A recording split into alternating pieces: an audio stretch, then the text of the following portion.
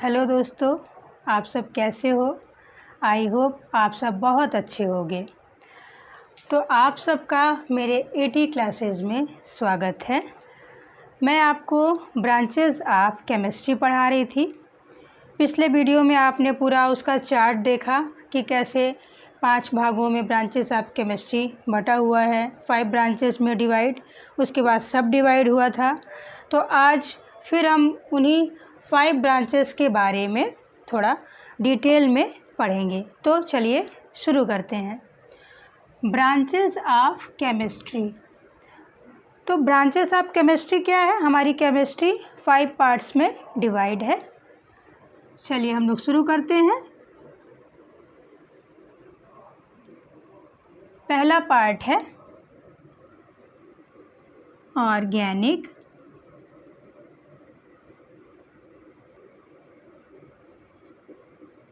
Chemistry. इसका दूसरा part है inorganic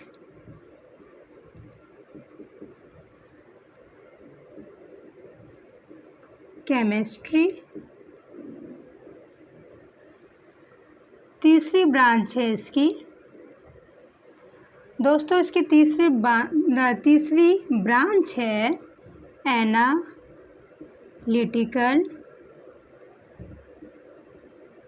chemistry.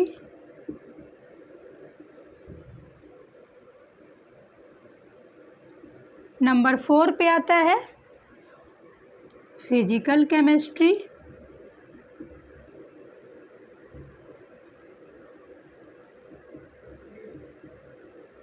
And at last branches biochemistry.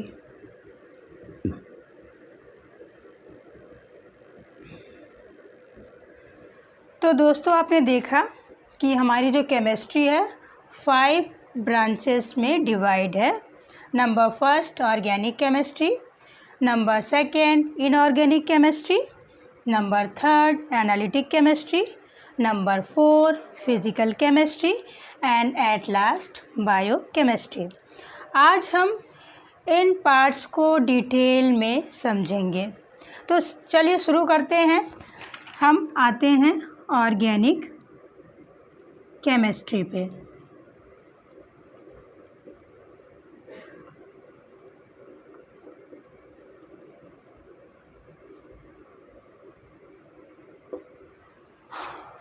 Organic chemistry, जो हमारी ऑर्गेनिक केमिस्ट्री है उसकी डेफिनेशन इस तरह से है।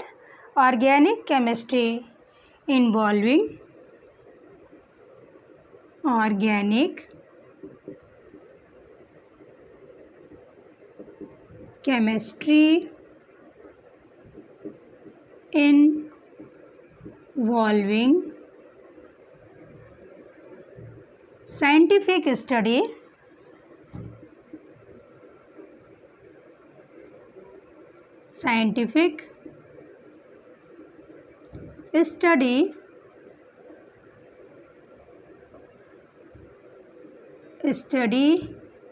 ऑफ, आप देख सकते हैं ऑर्गेनिक केमिस्ट्री की डेफिनेशन क्या है। Organic chemistry involving scientific study of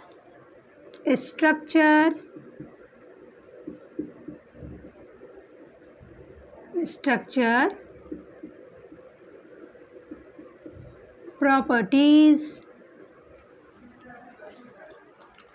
properties and relation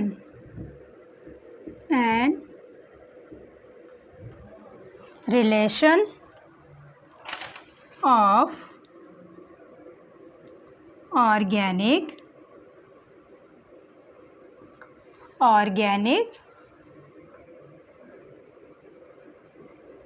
compounds and organic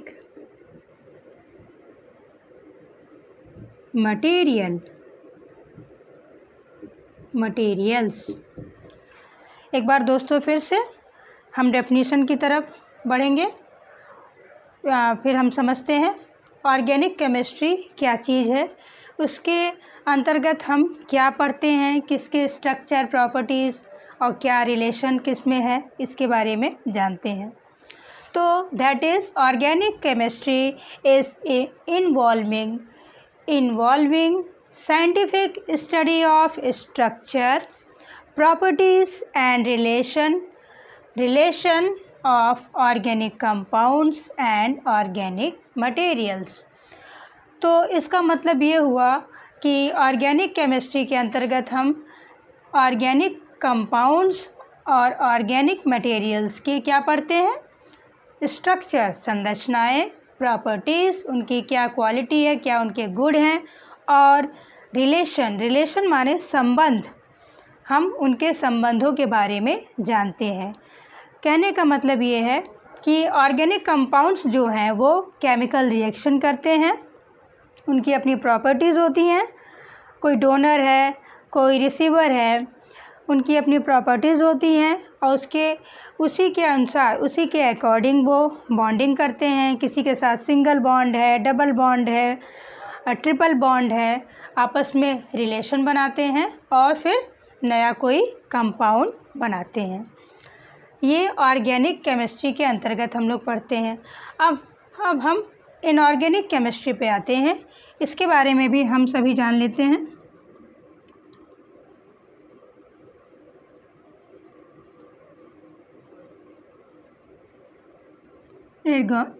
inorganic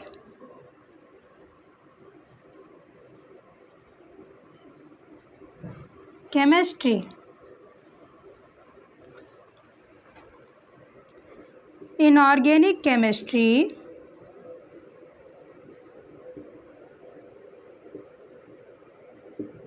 inorganic chemistry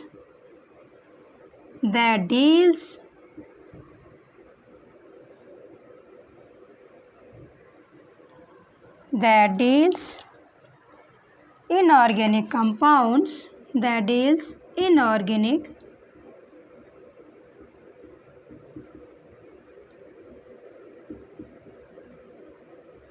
compounds and organometallic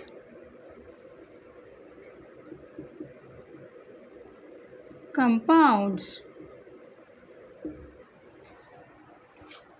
Organometallic compounds, inorganic chemistry that deals inorganic compounds and organometallic compounds। तो इसका ये जो हमारे inorganic compounds हैं और organometallic compounds हैं, इनके behaviour को ऑर्गेनिक केमिस्ट्री डील करती है।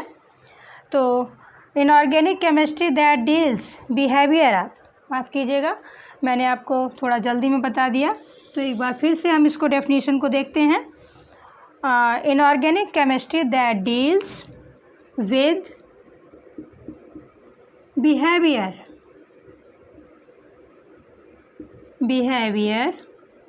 of inorganic compounds and organometallic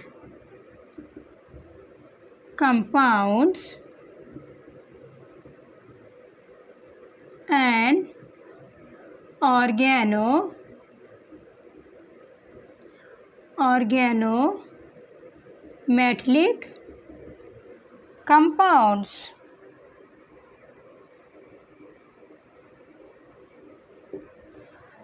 हाँ, तो दोस्तों मैं बता रही थी कि इनऑर्गेनिक केमिस्ट्री को कैसे समझा जा सकता है। इनऑर्गेनिक केमिस्ट्री के अंतर्गत हम इनऑर्गेनिक कंपाउंड्स हैं और जो ऑर्गेनोमेटलिक कंपाउंड्स हैं उनके बिहेवियर को हम समझते हैं कि उनका व्यवहार कैसा है, वो अदर एलिमेंट्स से कैसे बॉन्डिंग करते हैं और आफ्टर बॉन्डिंग वो क्या कंपाउंड बनाते हैं। इन सब चीज़ों की जानकारी हमें इनऑर्गेनिक केमिस्ट्री में मिलती है। अब जैसे अब आप देख सकते हैं इनऑर्गेनिक कंपाउंड्स क्या हैं। एग्जाम्पल, इनऑर्गेनिक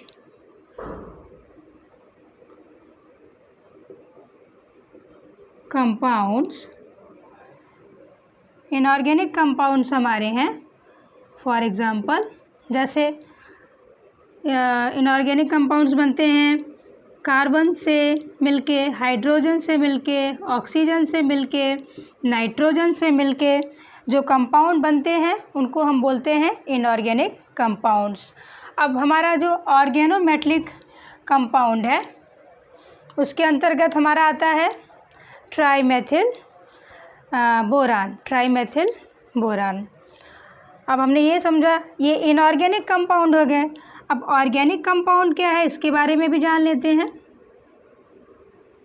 ऑर्गेनिक कंपाउंड्स वो होते हैं जिनमें CH बॉन्डिंग होती है, CH बॉन्डिंग होती है और ये कार्बन बेस्ड कंपाउंड्स होते हैं, कार्बन बेस्ड कंपाउंड्स होते हैं। जैसे हम देख सकते हैं एग्जांपल में, ये हमारा हो गया मीथेन, हो गया एथिलीन, हो गई एसिटिलीन गैस, हो गई हमारा H2O हो गया। आप देख सकते हैं ऑर्गेनिक कंपाउंड में अधिकतर मैक्सिमम CH बॉन्ड्स होते हैं, ये CH बॉन्ड्स पाए जाते हैं और ये बेस्ड होते हैं बेस्ड ऑन कार्बन बॉन्ड्स। और इनऑर्गेनिक कंपाउंड्स में क्या होता है कि इसमें कार्बन हाइड्रोजन के साथ अदर एलिमेंट्स भी होते हैं, वो आपस में बॉन्डिंग करते हैं। अब हम देखेंगे कि इसको और अच्छी तरीके से समझने के लिए हम इनका इलेक्ट्रॉनिक कॉन्फ़िगरेशन देखेंगे। तो दोस्तों आगे हम चलते हैं। इनऑर्गेनिक और ऑर्गेनिक कंपाउंड्स में कैसे डिफरेंस है इनकी बॉन्डिंग में, और आफ्टर बॉन्डिंग ये कंपाउंड क्या बनाते हैं, किस तरह से कोरिलेट हैं, किस तरह से ये एक दूसरे को इलेक्ट्रॉन देते हैं, कैसे ये डोनर हैं और कौन से रिसीवर हैं, इस तरह से इन चीज़ों को हम आपको बताएंगे। अब हमारे ऑर्गेनिक कंपाउंड्स हैं, ऑर्गेनिक कंपाउंड्स के एग्जाम्पल हैं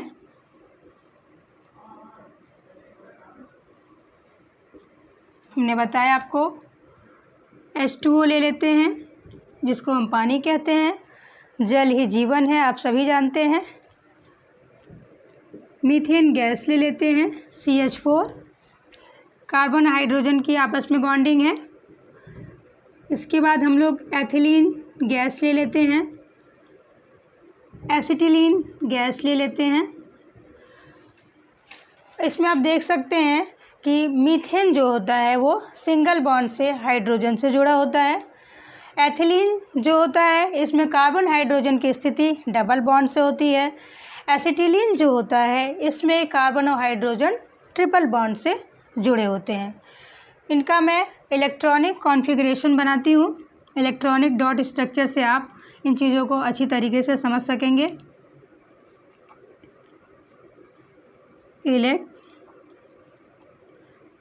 इलेक्ट्रॉनिक, इसको इलेक्ट्रॉनिक डॉट स्ट्रक्चर भी कहते हैं, इलेक्ट्रॉनिक कॉन्फ़िगरेशन भी कहते हैं। आप जो आपको ठीक समझ में आए दोनों ही चीज़ें बोली जाती हैं। तो इलेक्ट्रॉनिक कॉन्फ़िगरेशन,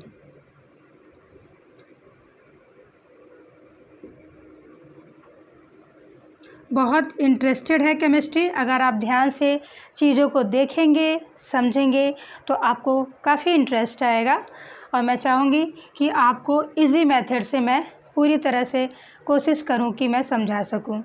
तो सबसे पहले हम पीरियोडिक टेबल की तरफ बढ़ते हैं। हमारा पीरियोडिक टेबल में हमारे एलिमेंट्स हैं, सबकी स्थिति अलग अलग ब्लॉक्स में है, उनके अलग अलग एटॉमिक नंबर हैं, परमाणु क्रमांक है। तो हम क्रम से चलते हैं। पीरियोडिक टेबल में हमारा हाइड्रोजन जो है सबसे ऊपर है, नंबर 1 पे हमारा हाइड्रोजन है, क्योंकि इसका जो परमाणु क्रमांक है वो 1 है। परमाणु क्रमांक 1 क्यों है? क्योंकि ये हमारा हाइड्रोजन है और इसके पहले ऑर्बिट में 1 इलेक्ट्रॉन है। पहले ऑर्बिट में एक इलेक्ट्रॉन है, इसलिए हमारे हाइड्रोजन का परमाणु क्रमांक 1 है। इसी तरह से सेकंड नंबर पे हीलियम गैस आती है, इसका परमाणु क्रमांक 2 है। थर्ड नंबर पे हमारी लिथियम आती है, इसका परमाणु क्रमांक 3 है। इस तरह से हम क्रम से आगे बढ़ते हैं। हाइड्रोजन, हीलियम, लिथियम, उसके बाद हमारा बेरिलियम आता है, जिसके उसके जो अंतिम कक्षा है या लास्ट ऑर्बिट है उसमें 4 इलेक्ट्रॉन्स होते हैं, तो इसका परमाणु क्रमांक 4 है। पहले पे हाइड्रोजन, दूसरे पे हीलियम, तीसरे पे लिथियम, चौथे पे बेरिलियम, पांचवे पे हमारा बोरान आता है जिसका परमाणु क्रमांक 5 है। छठे पे हमारा कार्बन आता है जिसका परमाणु क्रमांक 6 है। ये ऑर्गेनिक कंपाउंड में, जो हमारे ऑर्गेनिक कंपाउंड्स बनते हैं उसमें कार्बन और हाइड्रोजन की बॉन्डिंग बहुत इम्पॉर्टेंट होती है और उससे वो डिफरेंट टाइप्स के कंपाउंड्स बनाते हैं। देखिए, इसको हम शॉर्टकट में भी पढ़ सकते हैं, हो सकता है आपको अच्छा लगे, मैं बताती चल रही हूँ। ह, ही, ली, बे, ब, क, न, अ, फ, नी, सो, मैग, एल, सी, फ, स, क्ल, आर। मैंने आपको यहाँ तक बताया। सुनने में थोड़ा अटपटा लग रहा होगा, लेकिन मैंने इसी तरह से इसको लर्न किया था। तो आप देख सकते हैं हाइड्रोजन का परमाणु क्रमांक यानी एटॉमिक नंबर 1 है, क्योंकि इसके अंतिम कक्षा में या अंतिम या कह लीजिए या पहली फर्स्ट ऑर्बिट कहिए या लास्ट ऑर्बिट कहिए ऑर्बिट, उसमें 1 इलेक्ट्रॉन होते हैं। हीलियम का एटॉमिक नंबर 2 होता है, लिथियम का एटॉमिक नंबर 3, बेरिलियम का एटॉमिक नंबर 4, बोरान का एटॉमिक नंबर 5, कार्बन का परमाणु क्रमांक 6, नाइट्रोजन आवर्त सारणी में या पीरियोडिक टेबल में 7 नंबर पे है, 7वें स्थान पे है, इसका परमाणु क्रमांक 7। ऑक्सीजन 8वें पोजीशन पे है, इसलिए इसका परमाणु क्रमांक 8 है। परमाणु क्रमांक 8 होने से ये पीरियोडिक टेबल में 8वें पोजीशन पे है। इसके बाद हमारी फ्लोरीन आती है, ये 9वें पोजीशन पे है। नियॉन गैस है वो 10वें पोजीशन पे है, क्योंकि इसके लास्ट ऑर्बिट में 10 इलेक्ट्रॉन होते हैं। इसका परमाणु क्रमांक 10 है, तो इसका इलेक्ट्रॉनिक कॉन्फ़िगरेशन होगा 2 और 8। सोडियम 11 परमाणु क्रमांक, मैग्नीशियम 12, एल्युमिनियम का 13 होता है परमाणु क्रमांक, सिलिकॉन का 14, फास्फोरस का 15, सल्फर का 16, क्लोरीन का 17 और आर्गन का 18। इस तरह से मैंने आपको 18 एलिमेंट्स की स्थिति पीरियोडिक टेबल में बताई। तो मैंने एक बार इसको रिवाइज़ किया है, इसी पर बेस हमारा कंपाउंड है, जो बनेगा उसको आप देखेंगे। अब देखिए, हमारा वाटर जो है, वाटर, इसका फार्मूला है H2O। आप देख सकते हैं, इसको हम इस तरह से शो करेंगे। ये हमारा ऑक्सीजन है, इधर हमारा हाइड्रोजन और इधर हमारा हाइड्रोजन। आप देख सकते हैं दोस्तों, हमारे ऑक्सीजन में ऑक्सीजन का जो इलेक्ट्रॉनिक कॉन्फ़िगरेशन होता है वो इस तरह से, आप देखिए यहाँ पे इसका परमाणु क्रमांक 8 है। इसका अगर परमाणु क्रमांक 8 है तो इसकी हम सेल में इसकी क्या स्थिति है, ऑर्बिट्स में इसकी क्या स्थिति है, इसके बारे में हम जानेंगे। ये पहली ऑर्बिट हो गई, इसमें हमारे 2 इलेक्ट्रॉन होने चाहिए। ये हमारी दूसरी ऑर्बिट है जो कि ऑक्सीजन की लास्ट ऑर्बिट है। इसमें कितने होंगे? जब इसमें 2 हो गए और परमाणु क्रमांक 8 है तो इसमें कितने होंगे? 4। 1 2 3 4। तो हम देख रहे हैं कि ऑक्सीजन के लास्ट ऑर्बिट में कितने हैं? 4 इलेक्ट्रॉन्स हैं। इसकी पहली जो ऑर्बिट है वो सेटिस्फाई है यानी पूर्ण है क्योंकि 2 इलेक्ट्रॉन है, और इसके सेकंड ऑर्बिट में 4 इलेक्ट्रॉन्स है। इस ऑर्बिट को कंप्लीट करने के लिए ये 2 और 6, 1 2 3 4 5 6, हाँ सर ये 6 हैं, सॉरी, इसके लास्ट ऑर्बिट में 6 हैं। तो ऑक्सीजन को इसकी लास्ट ऑर्बिट जो है इसको कंप्लीट करने के लिए इसे 2 इलेक्ट्रॉन की आवश्यकता है। ये 2 इलेक्ट्रॉन इसको कहाँ से मिल जाएंगे?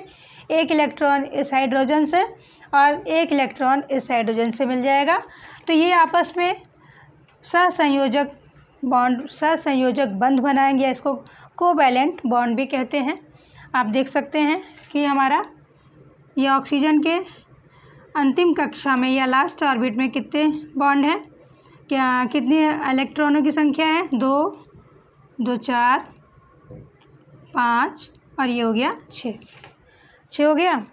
अब हम ये देखते हैं कि हाइड्रोजन के पास भी इसका अपना 1 इलेक्ट्रॉन है। ये देखिए, आप यहाँ सेल में देख सकते हैं कि इसके फर्स्ट सेल में या ऑर्बिट भी कह सकते हैं, इसके पहली कक्षा में 1 इलेक्ट्रॉन है। इधर भी इस हाइड्रोजन के पास अपना 1 इलेक्ट्रॉन है। मैंने क्रॉस से इसको शो किया है। ये हाइड्रोजन का इलेक्ट्रॉन है, ये ऑक्सीजन का इलेक्ट्रॉन है। और जब दोनों आपस में मिल जाते हैं तो बॉन्डिंग कर लेते हैं, क्योंकि इनके पास 2 इलेक्ट्रॉन की कमी है, ऑक्सीजन के पास 2 इलेक्ट्रॉन की कमी है। तो ये अपने दोनों पड़ोसियों से, देखिए कितना अच्छा बिहेवियर है ऑक्सीजन का कि दोनों पड़ोसियों से बराबर ही इन्होंने लिया, क्योंकि उनके पास भी 1 इलेक्ट्रॉन है और दूसरे हाइड्रोजन के पास भी 1 इलेक्ट्रॉन है।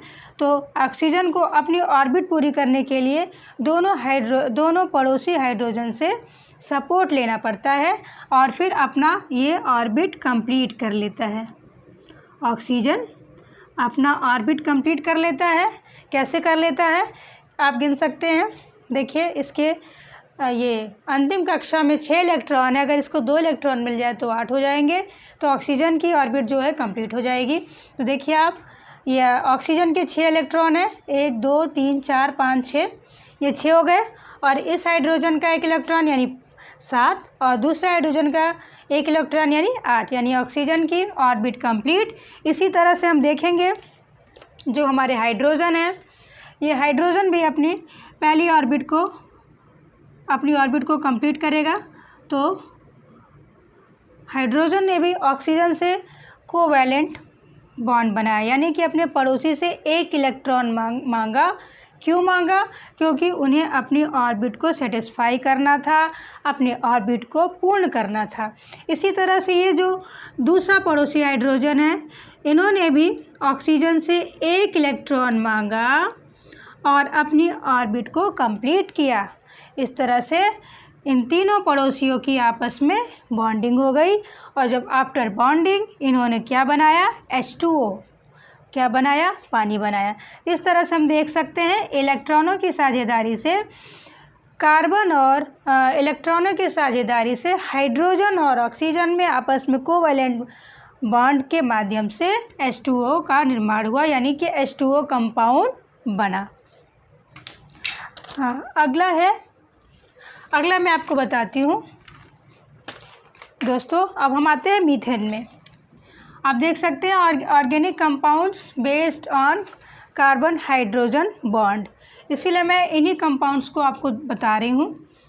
अगला हमारा है मीथेन। अब मीथेन में कैसे बॉन्डिंग होगी?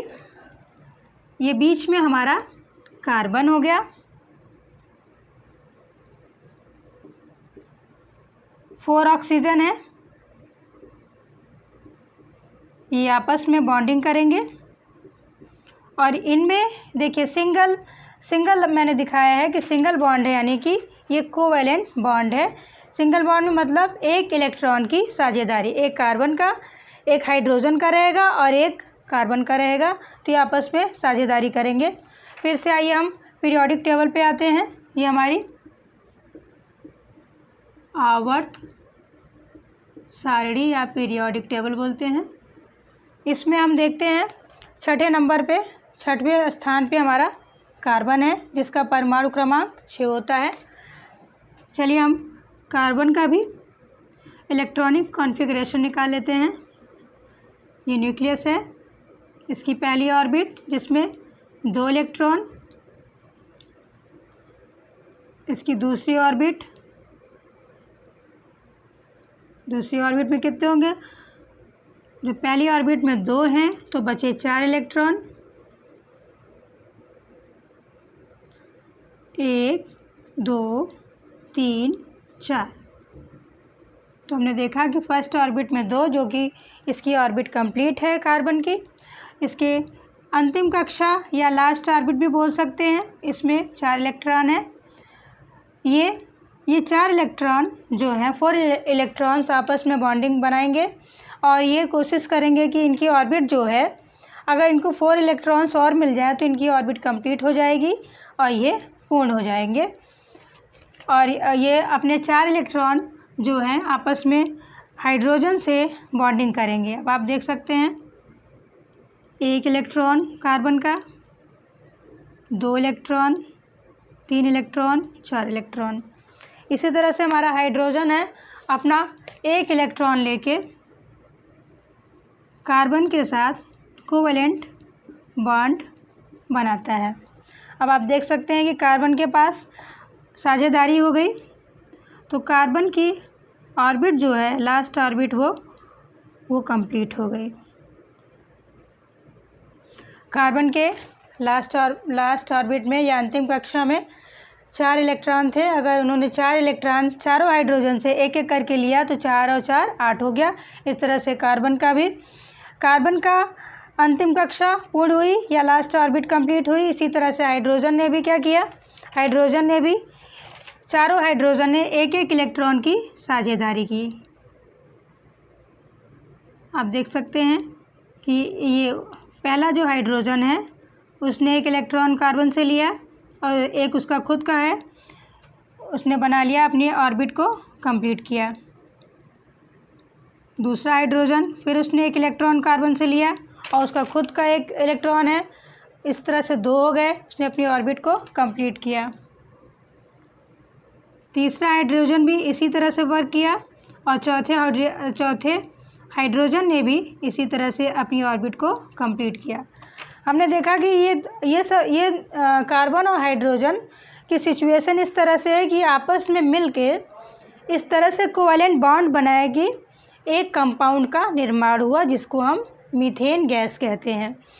तो कार्बन और हाइड्रोजन की बॉन्डिंग से और ये इस तरह से बॉन्डिंग से कार्बन की भी लास्ट ऑर्बिट सेटिस्फाई और 4 हाइड्रोजन के भी ऑर्बिट्स जो है सेटिस्फाई हुए, यानी कि कंप्लीट हुए। और आफ्टर बॉन्डिंग इन्होंने CH4 यानी मीथेन कंपाउंड का निर्माण किया। इसी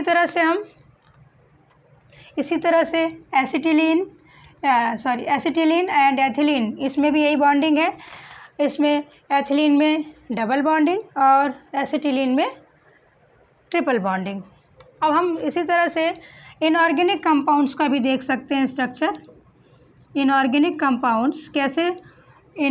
कंपाउंड्स में एलिमेंट्स कैसे आपस में कोरिलेट होते हैं और कैसे वो आफ्टर केमिकल रिएक्शन कंपाउंड्स का निर्माण करते हैं। फॉर्मेशन ऑफ कंपाउंड्स होता है इनऑर्गेनिक कंपाउंड में, इनऑर्गेनिक केमिस्ट्री में। इसके अंतर्गत हम इनऑर्गेनिक कंपाउंड का निर्माण पढ़ते हैं। Inorganic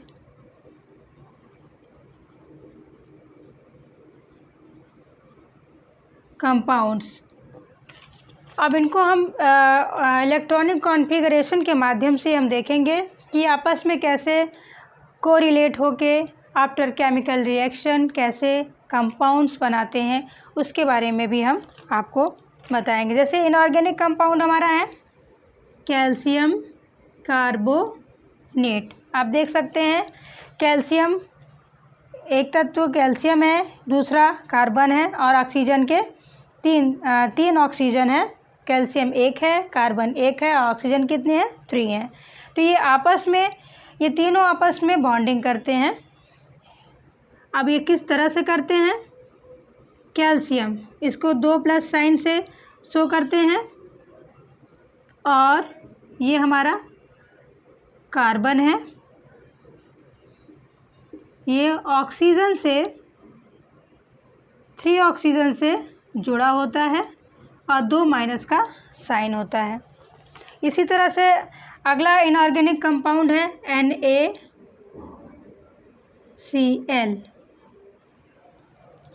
NaCl।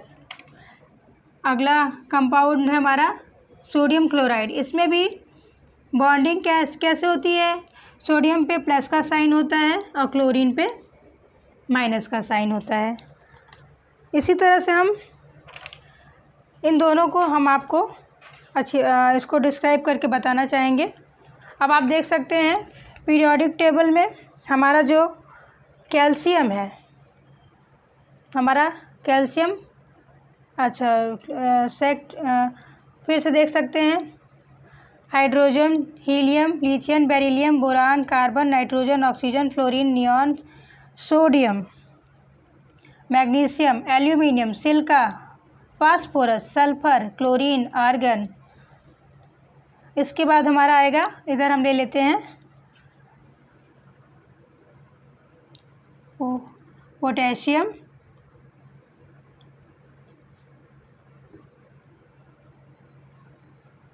कैल्शियम।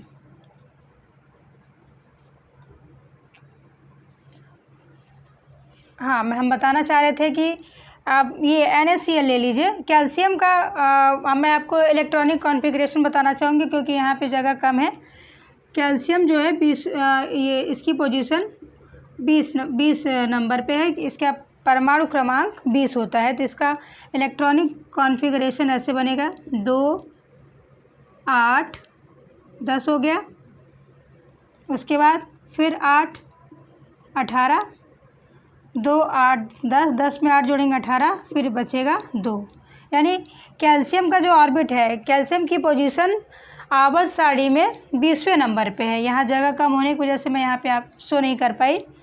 इसका आप देख सकते हैं ऑर्बिट स्ट्रक्चर। इसका ये पहला ऑर्बिट है जिसमें 2 इलेक्ट्रॉन हैं।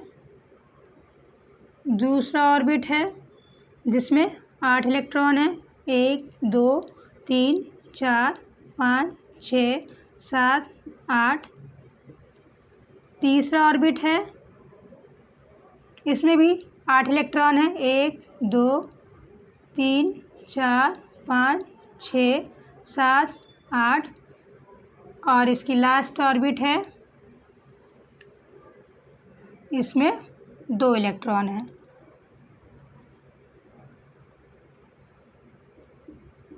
अब ये जो कैल्शियम है, ये ऐसा एलिमेंट है कि इसके पास इसके लास्ट ऑर्बिट में 2 इलेक्ट्रॉन्स हैं और ये चाहे तो किसी को दे के बॉन्डिंग करके कंपाउंड बना सकता है। तो कैल्शियम का ये क्वालिटी है कि अपने 2 इलेक्ट्रॉन को हमेशा ये अपने पास रखता है कि कोई ऐसे एलिमेंट्स होते हैं कि उनसे रिएक्ट करके इन 2 इलेक्ट्रॉन को साझा करके आपस में मिलके कोरिलेट होके कंपाउंड बना लेता है। जैसे कैल्शियम के पास ये देखिए 2+ का साइन, मतलब इसके पास ऑलरेडी 2 इलेक्ट्रॉन है और यहाँ पे कार्बन 1 और 3 ऑक्सीजन आपस में कोवैलेंट बॉन्ड से जुड़े हुए हैं और इनके पास -2 का साइन है। मतलब इस कंपाउंड में अगर -2 का साइन है, इसका मतलब कि इनके पास 2 इलेक्ट्रॉन की कमी है। अब ये 2 इलेक्ट्रॉन कहाँ से मिलेंगे? ये जो कैल्शियम के पास है, ये अपने 2 इलेक्ट्रॉन को इनको दे देगा और इस तरह से ये एक कैल्शियम कार्बोनेट का कंपाउंड बनाएंगे। अब आप देख सकते हैं NaCl में भी यही है। सोडियम हमारा आवर्त सारणी में 11वें पोजीशन पे है। सोडियम का भी इसी तरह से हम इलेक्ट्रॉनिक कॉन्फ़िगरेशन निकाल लेते हैं।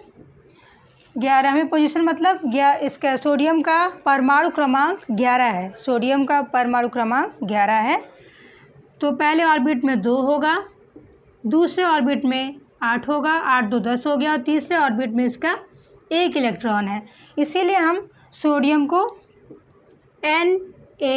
Na+ के साइन से डिनोट करते हैं।